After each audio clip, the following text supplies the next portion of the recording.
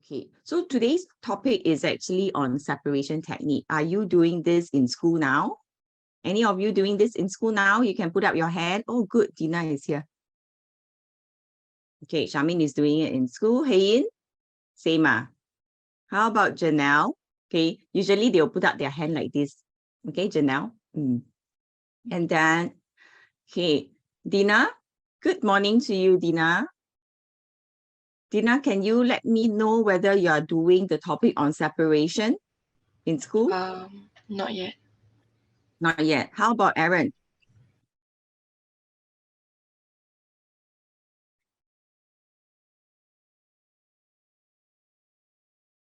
Aaron usually will have a little bit of issue on the connectivity. Okay, the internet connection is not so strong because the laptop is not so new already, huh? Okay, never mind. Aaron, later you just let me know, okay? Now, if you recall, last week, we already have gone through solution and suspension. Just show you the slides very quickly. Okay, if you still recall, we actually did this. Remember? Okay. Other than Janelle, the rest of you should remember this. We did solution and suspension. We talk about what will affect the rate of dissolving. All right. So if you can see my screen, okay, you can see that, okay, solution is made up of solute and solvent, okay, mixed together. Then what happens is the solute dissolves in the solvent, you get a solution. All right, so this is the copper sulfate crystal dissolving in water, you get copper sulfate solution. Okay, very nice color here. So you should know that there are three types of solution: dilute, concentrated, saturated. Okay, so we talk about, Ribena. Okay, mixing Ribena into water. If you mix a little bit, it's going to be very diluted, doesn't taste so good. If it's concentrated, means you add more Ribena in, you like something sweeter, okay, then that will be the solution that you get. Saturated solution will be you add until no more can dissolve. I gave the example, we add sugar to water, right? Then we stir. We keep adding and adding until sugar cannot dissolve anymore. That means that solution is already saturated. Clear? Okay, so these are the three terms that will be useful for you. Okay. Then we also go on, okay, to talk about the nature of the solution. All right. Water is known as a universal solvent because it can dissolve so many substances, okay, in our lives. Then homogeneous, very important term, homogeneous solution. The physical and chemical properties are the same in every part. Example here, look at the solution. You can actually see that the color is very, very even, okay, everywhere. Then you don't see anything settling at the bottom, okay. Then when you shine a light through solution, the light passes through easily, right? If you try to carry out filtration, which is what we are going to cover today, you will see that nothing is trapped in the filter paper. Next one, we talk about suspension. Okay, so what is suspension? Look at the hazy environment in this picture. We also experienced haze before, right? There are so many particles in our air. Okay, so it makes it very blurry. Okay, it's a very bad situation the last time we had it. Now, we also have medicine. Okay, if you are young and you have taken medication before, you know that it's actually a very thick kind of mixture. Tastes good because it's sweet, because sugar has been added to it. So you can't see through it because there are so many particles inside hanging around. So these are the particles that cannot be dissolved. That's why we have suspension forming. One more example, chalk dust and water. There is also talcum powder and water, sand and water. Okay, and one very common one, I think, so long as you have had chickenpox before or rashes before, right? If you go to the doctor will give you calamine lotion. Okay, so you are familiar with all these. So calamine lotion, okay, so you have the particles inside this lotion. All right, when you apply the calamine lotion, the first thing you do is you shake the bottle first, right? Shake and then open up the bottle, pour out some of the liquid and then spread over the affected area of your body. Then the liquid part will dry up, leaving this powdery substance behind. So that powdery substance is actually the one that is not soluble inside the solvent. Okay. Then another important word here, heterogeneous. Okay, this word describes that, describes a suspension. It tells us that the physical and chemical properties are different in every part. Okay, so if you leave a mixture of like maybe chalk dust, okay, and water to stand on the table, very soon you see that the chalk dust, some of it will actually sink to the bottom, some of it still floating at the top. Okay, and then the center part of the suspension looks clearer. When you try to shine the light through the suspension, okay, very little light can actually pass through. Very little. I wouldn't say totally don't have, depending on your suspension. Okay, so the large insoluble particles actually block the light, didn't allow the light to pass through. And when you shine the light into the suspension, okay, if you look from the side of the beaker, you can see the particles hanging inside or moving slowly inside the suspension. When I carry out filtration for a suspension, I see something trapped in the filter paper. We will talk more about filtration later on. Okay, I just want to very quickly go through this with you. Now, factors that affect solubility of a solute in a solvent, okay, will be the nature of the solute. So what kind of solute are we using? What kind of solvent are we using? For example, if I want to dissolve sugar inside oil, is it possible? So if we choose the correct solute and the correct solvent, solubility will be high. Okay, we know that sugar can dissolve very well in water, right? But can sugar dissolve well in oil? Okay, you can try that and then let me know. Then take note, temperature also affects a lot. Temperature of solution, see? Solubility of solid and liquid actually increases when temperature is higher. Okay, but then solubility of gases decreases when temperature is higher. This is just some of the facts that, you know, you should know. Okay, then rate of dissolving. All right, I wouldn't use this one because we are talking about surface area of solute. Now, if it's surface area of the solute, big chunk of sugar, okay, look at my hand, big chunk of the sugar rock. If I put it in water and try to dissolve it, it's going to be difficult, right?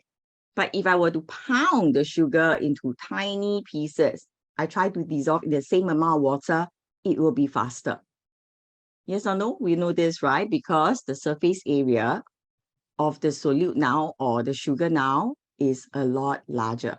The larger the surface area, the easier to dissolve.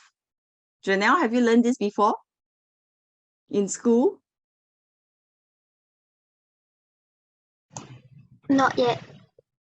Oh, that's why when I go through this, you are like, oh, okay, so many things to remember, right? Are you taking screenshots? Okay, today's lesson is also recorded. So let's say you choose to sign up, right? Then you can watch this lesson again. So let's say you're worried about, wow, Miss Tay is actually talking so fast. I don't know whether I can understand. Okay, don't worry. If you sign up, let's say for the tutorial, every lesson that we have is recorded and then you can watch it again. Can? So that's the good part about signing up for the tutorial, no? Okay, and then we talk about temperature. Temperature of the solution, dissolving sugar in hot coffee and iced coffee. Of course, for hot coffee, sugar dissolves faster. The higher the temperature, the faster the rate of dissolving. Okay, rate of stirring also. If I don't stir, the sugar will not dissolve that fast. If I stir it, the faster I stir, the faster it dissolves. So far, okay, all of you? Okay, so this is like a very quick recap of what we have covered now. So application-wise, okay, I shared with you also. Okay, like at home, the washing machine that we have nowadays allow you to use hot water. Do y'all know why?